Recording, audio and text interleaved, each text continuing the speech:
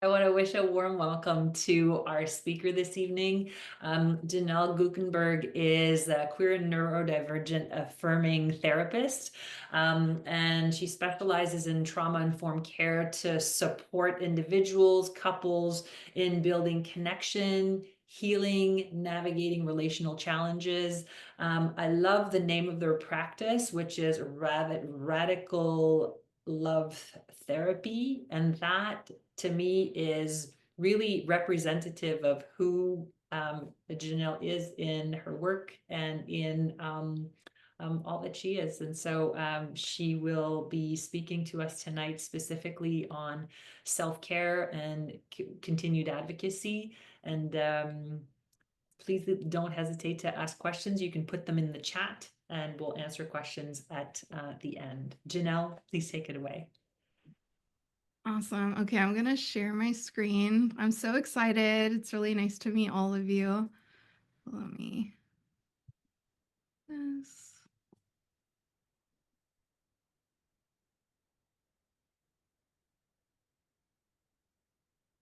Okay. So, as y'all know, I'm going to be talking about self-care. And what I'm going to be doing throughout the presentation is kind of flip-flopping between self-care and balancing that with advocacy too. So a lot of what I'm going to be focusing on is what is self-care? Why is it important? What does it mean through the lens of being an activist and through the lens of resistance? And how do we continue to sustain the fight for the trans community, especially considering the current political climate and all of the crazy things that are happening in our world and in our country. So making sure that we learn to strike that balance. And I know it's hard for everyone. I'm a therapist. I work with trans clients every day, and it's something that has been a continued conversation. So I'm really just here to offer ideas and to really remind y'all how important self-care is and what it looks like to incorporate that into a daily practice. So before we really get into it, I feel like this meme really embodies, I think, how a lot of us are feeling. I think how I'm feeling in the world currently when I'm in session with clients, when I'm out of session with clients, and really feeling that things just are out of control or really feel out of control. And before I get any further into the presentation, I want to take some time to kind of help us ground. And you're more than welcome to do this with me. If you choose not to, that's perfectly fine too. But I know it's something that I need.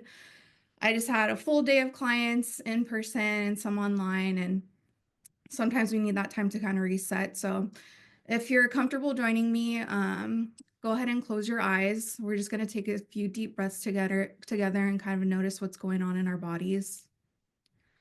So you're just going to take one big breath in.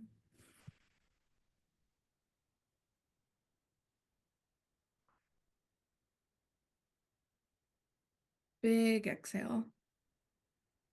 Gonna do that another time. One big breath in.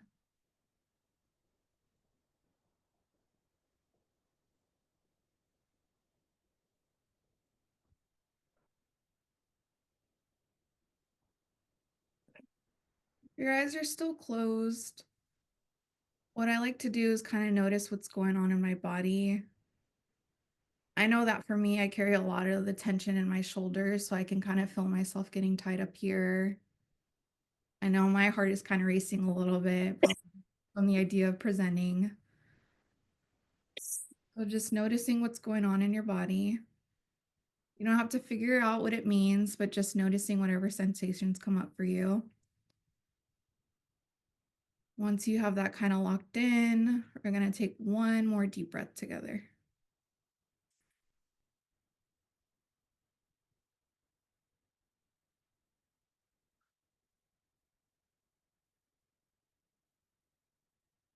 Exhale out. Okay. So kind of moving along here. First topic that we're going to be discussing is the idea of resetting and refreshing. So what it looks like to prioritize self-care for sustainable advocacy. And I think one of the most important things to do is really define self care. I know that a lot of people have different ideas of what self care means. I think a lot of people usually tend to focus on like kind of the fluffy, kind of like nicer version of self care, whether that's like bubble baths or like paying for a massage and things like that. And although I do think that those are things that absolutely do count, you know, if that's things that help you stay grounded, I do believe that there is another more revolutionary, kind of more resistance aligned way of viewing self care. So, when I think of self care specific to radical self care, I feel like it really does go beyond the idea of what I just talked about, that kind of like self indulgent or like temporary relief.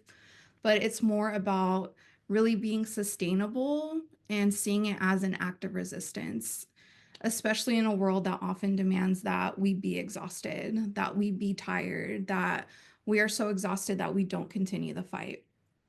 And what that means is that we prioritize our mental, emotional, and physical health, not just as a luxury, not as like something that's kind of on the side, but as a necessity for the survival, healing, and long term advocacy, knowing that the fight continues and that the fight is lifelong. So, given that, you know, what does it look like to actually incorporate self care that really is within our daily practice and is something that doesn't get always pushed to like the back burner, but is actually a part of the resistance, a part of the fight?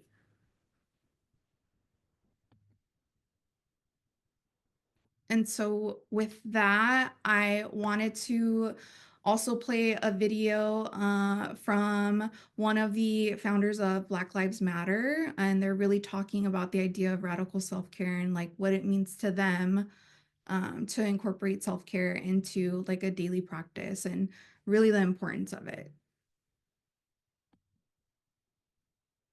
What I think self care actually means is having and integrating a practice of putting yourself in front in a world that doesn't encourage us to be alive, to stay alive, to take care of ourselves, to feel okay about stepping back or stepping aside so that we can nourish ourselves to be in this world another day. Okay, so that's just a quick addition to the definition of self care. And then some things that I also wanted to add here. So this is from one of my favorite creators on Instagram. If you're Black, disabled, queer, poor, and immigrant are navigating the intersections of oppression, caring for yourself is an act of rebellion. So really instilling that this idea of self-care is a form of resistance. It is a form of telling people, I am here and I deserve to be here and I'm going to fight for that. So, rest is resistance. Eating when the world starves you is defiance. Laughing when they want you to cry is revolutionary. Every single act of care, every single act of self care is that refusal to be erased and really telling people that this is who I am and this is where I deserve to be. And I just wanted to add the graphic around like trans joy is absolutely resistance. And I think really that's interchangeable with self care is resistance. You know, self care as a trans person is resistance. Self care as a trans ally is also resistance. And I think getting more specific with self care as resistance and what that might look like in practice. So, taking a break from the news cycle, in a world where that's saturated with negativity, intentionally taking that time to disconnect as a form of resistance, so that you're not always in that constant stress and anxiety, that like fight or flight state. I really loved that y'all brought up some of like the news cycle that you can really trust. I think it's important to maybe like identify a couple of news sources that you feel like you really trust and that you can go to and that have been like fact checked and like making sure that maybe you do it a couple times a day as opposed to always scrolling on social media or always scrolling like on Facebook and things like that, but really setting intentional time to stay informed while also protecting your mental health and making sure that you are finding space to be able to disconnect from that side. And another important thing is really setting boundaries. So being able to say no to overcommitments or demands that kind of take away from your energy in a way so that you can protect your well-being and resist this idea of like being exploited. So I think what that means is really protecting your energy so that you can sustain the fight and learning when it's okay to say no and when it's okay to take a break. And then after that, really prioritizing sleep and rest. So I think that's kind of like one of the more basic forms of self-care. When you're really feeling the pressures of society, just really encouraging when you're really feeling like the pressure of society, I think a lot of times what happens, and I think this happens through like the lens of capitalism and this idea of like we're not going to fight back if we're always exhausted, right? Really prioritizing that sleep and that rest, and that in itself is a direct act of self-care and is an act of resistance too. And then lastly for that one, engaging in activities that nourish your soul. So I think this really connects to the idea of, trans joy is resistance, self-care is resistance. Like, what are the things that really fill you up? What are the things that nourish your soul? Is that spending time with friends? Is that being in community with other people? Is that exploring your hobbies? Is that connecting with family and loved ones? Knowing that these activities, although they may feel like really light and like really fun and maybe not so important for the cause, they are very important for the cause. It's the way that you really fill yourself up and you fill your glass up so that you're able to sustain and continue your advocacy work, and not always meeting that burnout. And then for why self-care is essential for sustainable advocacy, I think overall advocacy, it's a marathon and it's not a sprint. So if we're not doing the self-care, like burnout is right around the corner, right? If we're not taking care of ourselves, if we're not filling our glass up, what that leads to is just that sense of hopelessness, that sense of helplessness, feeling like you just keep chugging along, but we're not really getting anywhere. I think that's going to lead to longer breaks, right, from resistance, longer breaks from like the advocacy. So making sure that the self-care is really incorporated into like a daily practice or incorporated into just like the routine of our lives, that allows us to be able to like stay engaged, to show up for our communities, to keep pushing for change, to keep pushing for change in a way that is really in a way that is long, in a way that we don't meet that burnout that's always around the corner. And I think within that, it's the rest, right? Prioritizing rest, prioritizing sleep, prioritizing our boundaries, when to say no, when we start to realize we're putting too much on our plate, and also support systems that are essential for sustaining the fight. So friends, family, community. I think going to meetings like this, people that can relate, people that understand and feel the way that you do, can also be incredibly helpful in sustaining that advocacy and really incorporating the self-care that's needed to do that. And then, so Angela Davis, former Black Panther, is going to talk a little bit about the importance of radical self-care, especially when it's specific to advocacy and resistance.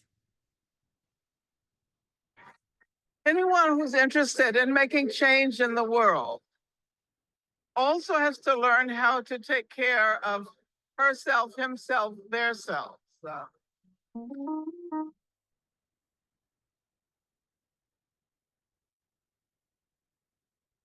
a long time, activists did not necessarily think that it mattered to take care of themselves in terms of what they eat, in terms of mental self care, corporal self-care, spiritual self-care. I know that there were some people who emphasized it. I'm thinking about one of the leaders of the Black Panther Party, Erica Huggins, who began to practice yoga and meditation in the 70s. And she encouraged many people, including Huey Newton and Bobby Seale, to join that practice. I think they did a little bit of it, but I think our movement would have been very different had we understood the importance of that kind of self-care. Personally, I started practicing yoga and meditation when I was in jail, but it was more of an individual practice. Later, I had to recognize the importance of emphasizing the collective character of that work on the self.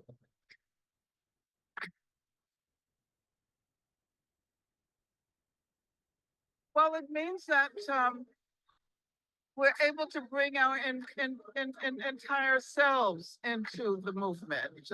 It means that we incorporate into our work as activists ways of acknowledging and hopefully also moving beyond trauma. It means a holistic approach, I think.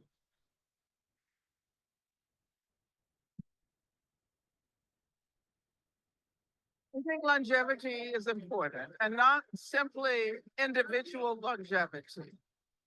It is equally important to recognize that as we develop our movement today, we're creating a terrain for the emergence of new activists. And what we do today has an impact on what younger people will be able to do tomorrow. I think we have to imagine ourselves as connected to people who came before us and to those who will come after us. Well, just a really good reminder of why self-care is so important for the sustainability of the cause. And I think one quote that really spoke to me and that I hope will speak to a lot of you from Audre Lorde is caring for myself is not self-indulgence. It is self-preservation, and that is an act of political warfare. So knowing that self-care is absolutely a part of this act of resistance, it's absolutely a part of being an advocate for the trans community. It's all interconnected, just as like Angela Davis explained.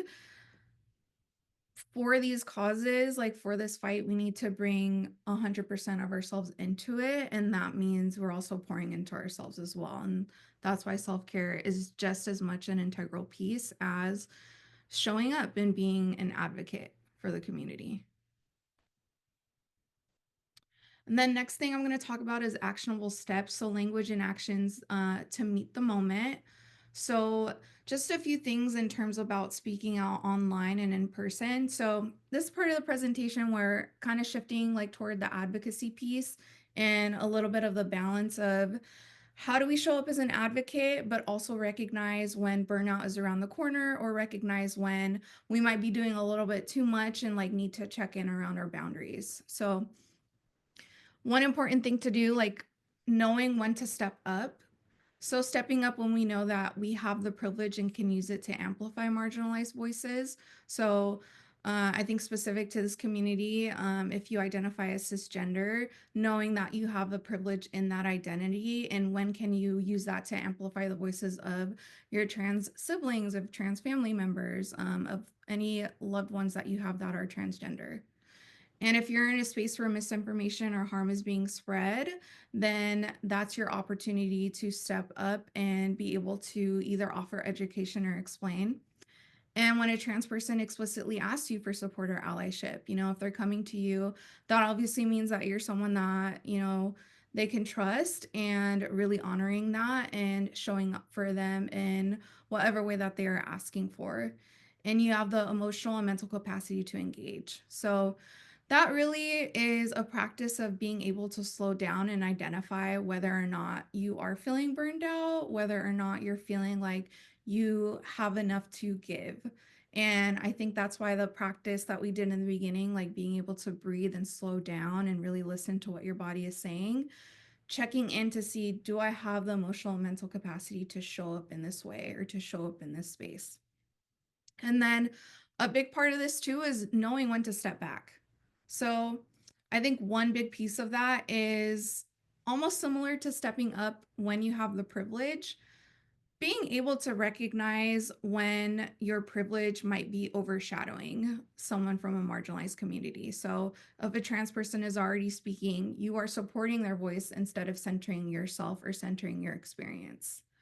You're stepping back when you notice that you need the reset and you need the recharge in order to avoid that burnout. If you feel like, if I do another meeting, if I respond to another comment, if I, hop back on social media for like another 5 minutes, I know that I'm going to hit that wall. Being able to slow down and recognize that, and maybe putting the phone away, maybe saying no to the meeting, maybe saying no to like whatever invitation is being set up for you. And also stepping back when you feel like you're not fully informed, and knowing when that is a time for you to listen and learn before really engaging in the conversation, and recognizing that you might need that step back and that break to spend some time getting informed on whatever the topic is. And then also learning to step back when your presence might unintentionally take space from trans voices. So this requires a lot of discernment, and I think sometimes we can like trip on ourselves around that. Being able to recognize when, am I centering myself too much in this conversation, and am I allowing trans people to have like a voice and an opinion here, and really prioritizing that. And then getting even more specific in terms of like differences between speaking out and like being that advocate, whether it's online or in person.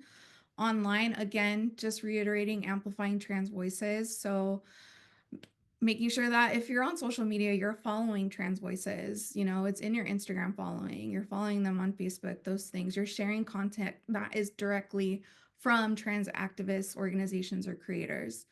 Also making sure to fact check before posting. We don't want to contribute to fear mongering. We don't want to avoid the spread of misinformation. We want to make sure that we're sharing things that are happening and that have been fact checked. And I think even within that, making sure that if there is something really troubling, right, that has been fact checked, which is happening quite a lot, in this country, we're adding trigger warnings, right? We're making it clear that this is something that we're sharing in order to educate, in order to really allow people to know, but understanding that a lot of our trans loved ones, trans siblings, family members are also following us and like seeing what's being posted, and really adding those trigger warnings to these things. And then engaging intentionally. So I know this is something that's really hard for me, it can be hard for a lot of people, but not arguing with bad faith trolls, really focusing on educating those that are open and learning. And then also like some other things that maybe we don't tend to think about, but using accessibility features, just really making sure that we remember all marginalized communities, including the disabled community, but adding alt text, image descriptions, and again, that trigger warning so that we make the content inclusive to everybody. And then setting boundaries, understanding we don't have to respond to every comment, and that in itself is a protection of your mental health and a way for you to really check capacity there. Is this something that I have time for? Is this something that I'm willing to engage with if I feel like this person just needs the education around it, and knowing when to pull away from that. And then for in person, challenging harmful language and behavior. I imagine this is something that a lot of you already do. I feel like with a lot of these are things that y'all have put into practice, but just adding that reminder, if it's safe, being sure to address those transphobic remarks when you hear them. And in the same vein, right, not really engaging with those bad faith trolls, especially if you don't have the capacity to do so, but still challenging it so that you make it known, like, hey, this is actually how this should be addressed, or this language is not appropriate. And then again, educating and not debating, but lead with the facts and personal stories rather than getting pulled into hostile arguments.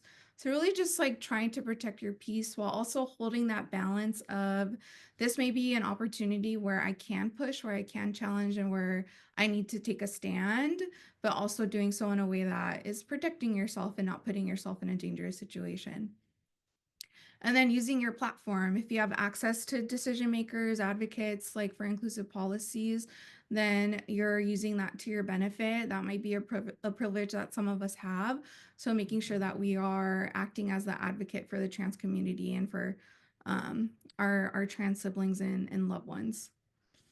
And then supporting trans-led actions. So showing up to the rallies, donating to mutual aid, and following trans organizers.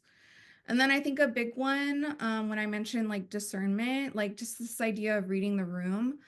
Some spaces, it just might not be safe, might not be effective, and might lead to some scary situations when it comes to the idea of confrontation.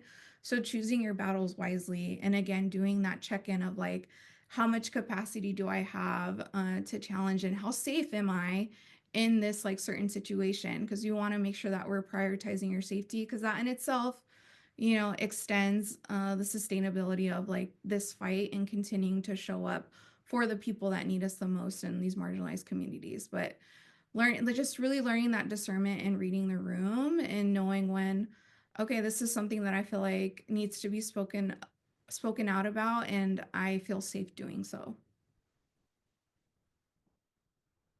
And then next thing we're going to talk about is supporting our trans loved ones. So this is going to be really kind of talking about toxic positivity that I think often does come up. And I know that I hear a lot from my trans clients in terms of like speaking with family or loved ones. And I know I've even done this, and I've been challenged by some of my clients and have learned that it's really not helpful at all. So, learning how to support the trans community without the toxic positivity.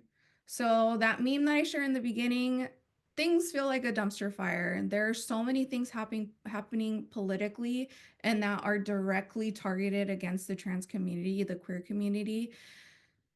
Acknowledging reality and not really sugarcoating it. So I think toxic positivity sounds like, just be yourself. Everything's going to work out. Everything's going to be okay. We're so strong. Like, we're going to get through this. I think what can be said instead and what would be more useful is really empathizing and understanding like where our trans loved ones are at and where we're at, like as trans allies, where a lot of things feel so out of control, right? It feels like, what can we possibly do? Being able to recognize that, knowing that things are really difficult right now and I'm here to support you however you need. Right? Another version of that, you shouldn't have to be this strong all the time. And I want to help take some of that weight off. Right? I think a lot of times we refer to the trans community, queer community in general, as resilient.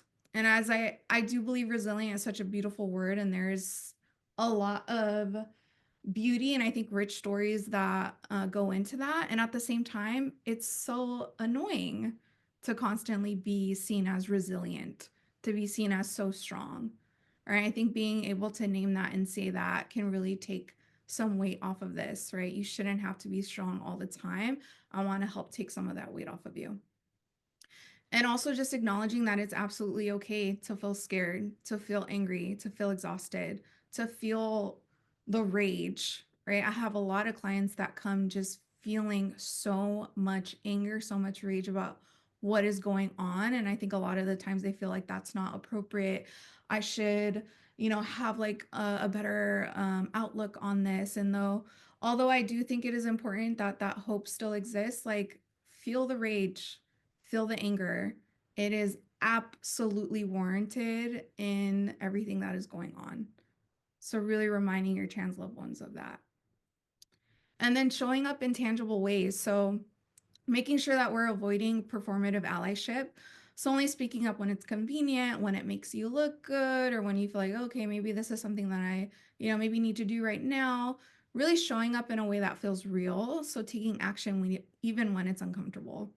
And I think what that looks like in terms of supporting a trans family member or loved ones, in conversations, you're correcting people who misgender them, or you're correcting them if they're using their dead name, things like that. Not waiting for your trans loved one to do that, but really taking that step, taking that load off, and doing that for them as well. In daily life, ask how you can support them in practical ways. So, can I take you to appointments? Can I help you with like going to legal name like changes? How can we make the home feel a lot safer? Like, how can I support you in these ways? And in terms of like bigger picture, really continuing to educate yourself on the trans issues. And again, I know that's what you're all doing. Just the fact that you're even here really speaks to that. And in terms of like your kind of everyday life, right? How can I advocate for trans inclusive policies at work, in schools, and in your community? I think for a lot of you, right, the introduction to maybe the trans community, queer community is having a child or, you know, a grandchild that comes out. And I think that really opens up your world in terms of what's happening in my workplace, like around this kind of stuff, what's happening at their school, like around this stuff. I think it really opens you up and helps you identify like there are some things that can be changed in other parts of my life that absolutely impact my grandchild, my child, etc. And then also just being a safe person and not just a supporter. So although it's incredibly important, it's not enough to say I love you no matter what. I think we need the I love you no matter what. And how can I make it feel like I am a safe person to you? And I think some ways to help with that is asking and not assuming. So instead of it being, I know exactly what you're going through, or, well, I can like just really kind of see like, you know, where you're at in your mind, you're asking, you know, what has been the hardest part of this for you? What is going on in your mind? Where do you feel like you keep going back to? You know, what news headlines are like really freaking you out? Getting really specific and getting like curious with your trans loved ones is a big part of it. And also respecting their boundaries. So some trans people are not going to want to talk about politics all the time, and they might need some space to vent. So you're really trying to follow their lead and like just again lead with that curiosity in terms of like what they might need.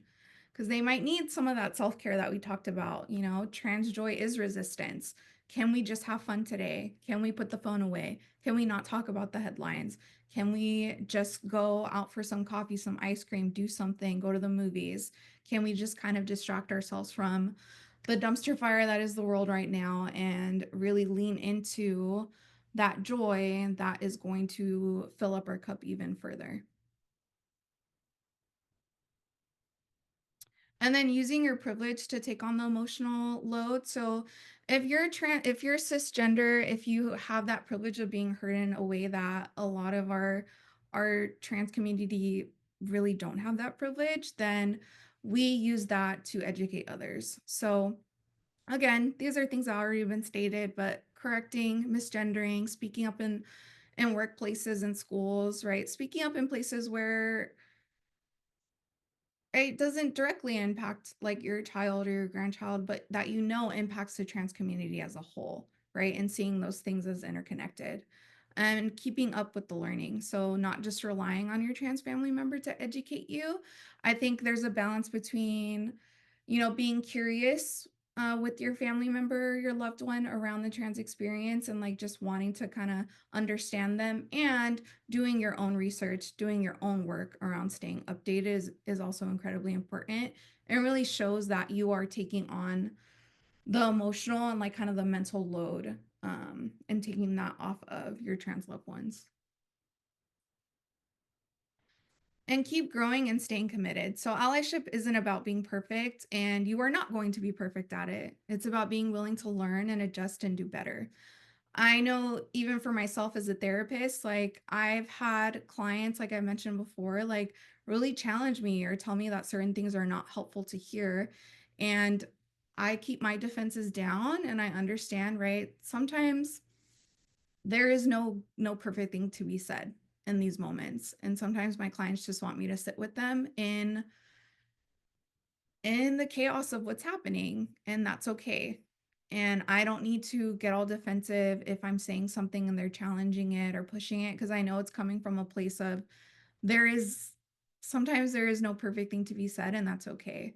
So knowing that you're not always going to show up perfectly, sometimes you're going to be challenged, sometimes your defenses are going to come up, but you're going to have to take that breath like we did in the beginning and kind of slow yourself down and realize like it's like life or death. It is life or death for people in the trans community, and to see these headlines literally attacking just like livelihood and who they are, right? It absolutely feels that way. And knowing that you're not always going to have the perfect thing to say, the perfect thing to do. And then being open with that, being open to feedback from your trans family members, from the trans community, and again, not getting defensive if they do correct you or if they're asking for something else, you're saying that's just not working for me right now, I actually need a break, right? Really honoring that. And then also, support isn't just about protection, it's about empowerment. So asking, how can I help you feel more affirmed and supported, right? That's kind of like one of those basic needs of like feeling accepted, feeling like, okay, this is like a safe zone that I can be at. I know that you're a safe person. But even going further beyond that, of like, how can I make you feel like you're really affirmed and supported when you are with me, when you are over at my house, when we are doing things together? What are things that are going to make you really feel like you're experiencing that trans joy, essentially. And then one of the last things I'm going to talk about is not getting lost in the process. So just a reminder that advocacy is emotionally demanding.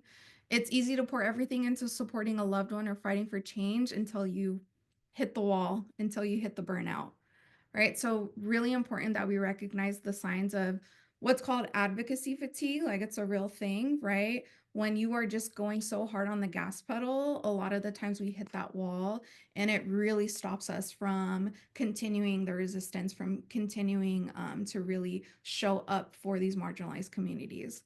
So some of those signs of advocacy fatigue: knowing when you're emotionally exhausted, feeling irritable, frustrated. I think a really big one is, I think to a certain extent, a lot of us feel incredibly helpless. A lot of us feel that these things feel out of control. But when you feel like you're really hitting this wall of like hopelessness, that usually is a sign that we need to fill up our cup a little bit and we need to start to lean into those self-care practices. And then, of course, like physical symptoms, you're feeling constantly tired all the time. You're getting the headaches. You're feeling the tension in your body, the tension in your shoulders. You're having trouble sleeping. And then also neglecting your own needs. So if you're realizing that maybe you're struggling to say no and you've noticed like it's actually been a while since I've said no, it's been a while since I've set a boundary, it's been a while since I prioritize these things, that's usually a good indicator that it's time to re-up on those things and it's time to kind of combat this fatigue. And what that looks like is really checking in with yourself, right? You're doing the slow down, you're taking the deep breaths, you're trying to figure out what your body is trying to tell you. Am I feeling depleted? Am I showing up in ways that feel sustainable? Am I taking breaks without the guilt, right? Really, really keeping in mind like some of those messages and those quotes from like Angela Davis, from Audre Lorde, right? Realizing that resting is not quitting. It's what allows us to keep going. If we're going to show up with our full selves in this fight, which we need to do, then that includes the part where we show care for ourselves and we take care of ourselves.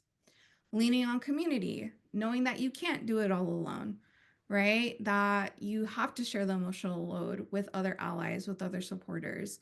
Um, Also, reassessing your role.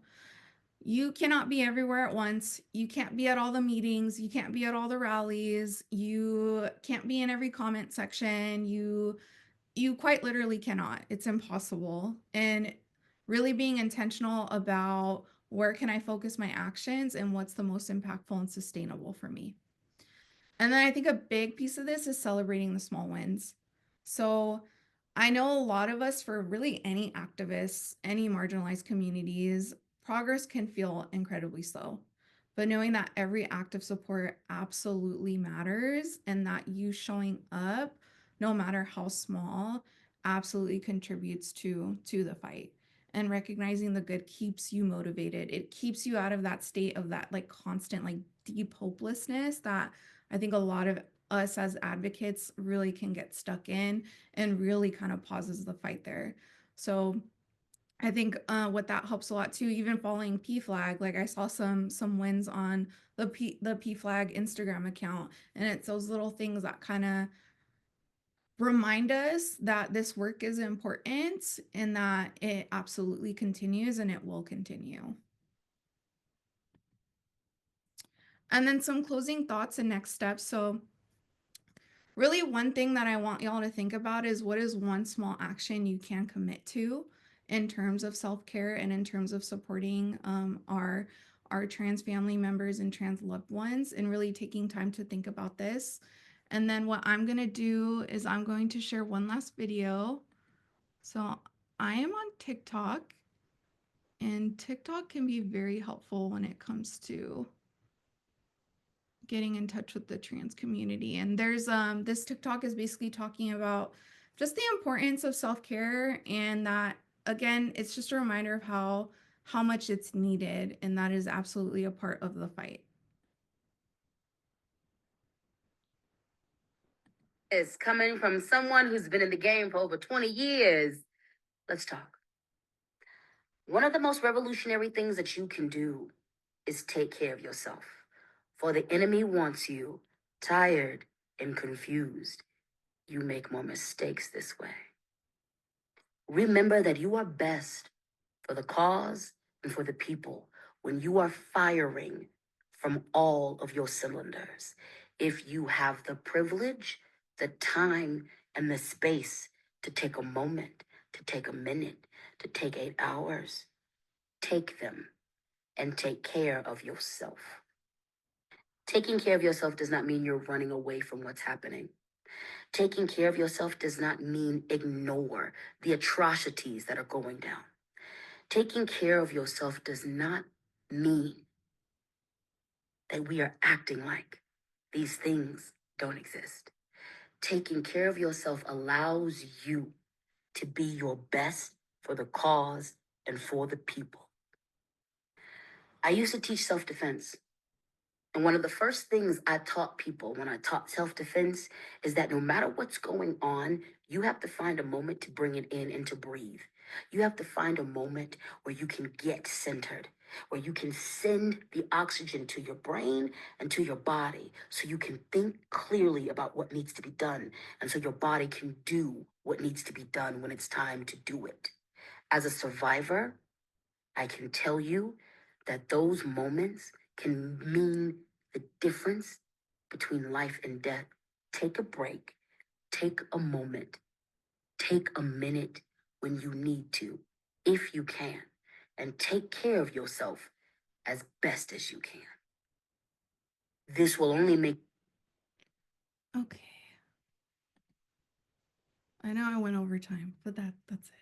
Thank you so much, Ginelle, for the presentation. I mean, I am blown away by how you were able to bring together so many sources, ideas, and really it's almost like I felt, were you in my house this last week, or did you hear my inner thoughts? Like you were really doing it in a way where not calling it out, but more so presencing it so that you gave really tangible solutions and tips on what to do and how to go about it. And thank you so much for doing that.